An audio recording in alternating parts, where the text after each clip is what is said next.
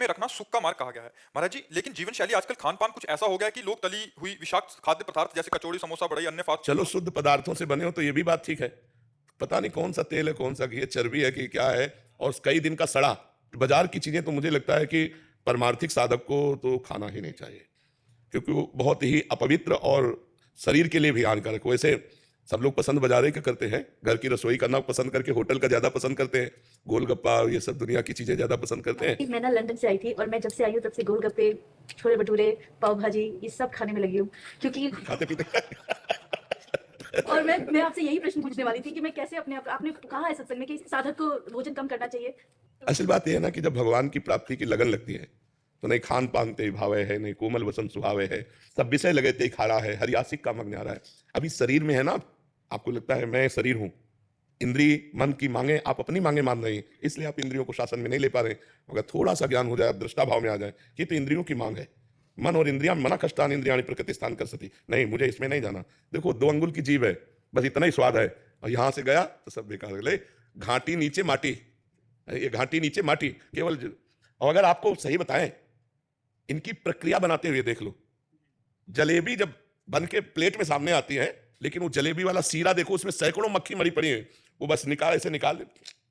अपने घर में जो बनाओ, गोलगप्पा खाना है तो अपने आजकल गूगल से सब आप सर्च करके जान सकते हैं, यूट्यूब से, गूगल से, बढ़िया अपने घर में बनाओ, ठाकुर जी को पहले पवाओ और फिर आप पाओ तो बुद्धि शुद्ध रहेगी।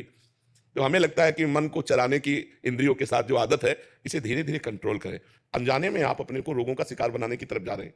शरीर में ज्यादा मांस बढ़ना, चर्बी बढ़ना, ये हमारे अवयवों को कमजोर करता है, लीवर, किडनी, दिल, इनको कमजोर करता है। तो हमें तो आपसे प्रार्थना है कि 30-40 मिनट व्यायाम कीजिए, 20 मिनट प्राणायाम कीजिए, और ये सब बाहरी चीजें छोड़िए और सात्विक भोजन कीजिए, तो अभी आपका शरीर जो है ना, वो परमार्थ और स्वार्थ लायक हो जाए। आप अपने शरीर को एक्टिव करना चाहिए, तभी तुम स्वार्थ और परमार्थ लायक। यावत स्वस्थ विदम कलेवरम यावत चदूरे जरा, जब तक हमारा शरीर स्वस्थ है, इंद्रियां बलवान है, तो हम भगवान का चिंतन कर सकते हैं, हम लोगों का उपकार कर सकते हैं, हम कोई क्रिया भी कर सकते हैं। तो इसलिए पिज्जा, बर्गर, आइसक्रीम, ये वो सब ये वेट बढ़ाने वाली चीजें हैं। अरहर की दाल, मूंग की दाल और रोटी, अब ये किसको पसंद आएगा? हर की तुरंत बना के दाल ठाकुर जी को भोग लगा के पाओ तो वो स्वादिष्ट है कि वो स्वादिष्ट है? हमें लगता है जहां तक हो सके। अब जैसे कुछ समस्याएं बच्चों की, बाहर पढ़ते हैं या सर्विस करते हैं, अब उनको तो होटलों का खाना ही पड़ेगा, लेकिन हम कहते हैं जिनको भगवान सुविधा दिए हैं, बचो, बाजार और होटलों के भोजन से बचो। पहली बात अपवित्र, और दूसरी बात स्वास्थ्य हानिकारक है, स्वास्थ्य के लिए पक्का हानिकारक है।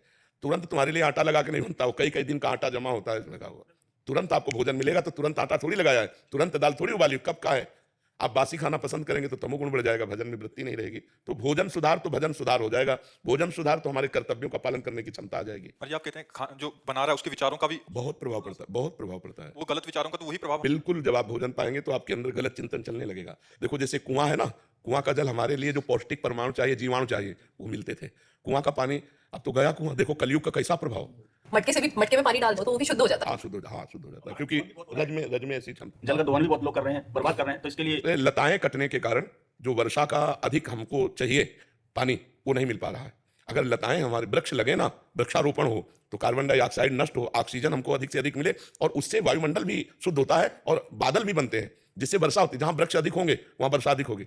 जैसे कई ऐसे वृक्ष वाले स्थान है जहां बहुत अधिक वर्षा होती है, और अब वृक्ष लोग काट डाले। पहले तो कलयुग का प्रभाव, जो आम के बड़े बड़े पेड़ होते थे, वो सब बड़े बड़े पेड़ तो सूख गए, और ये वर्ण संकर आम चले। इतना बड़ा पौधा, इतने इतने बड़े आम लगे, नहीं चले। अब ऐसे वर्ण संकर चले, जैसे विशाल वट वृक्ष है, विशाल पीपल का वृक्ष है, आम का वृक्ष है, नीम का वृक्ष है। ये हमारे प्रकृति के लिए बहुत आवश्यक है। हमें लगता है सबको एक एक वृक्ष लगाना चाहिए। महाराज जी लगा भी दो ना तो लोग काट जाते हैं।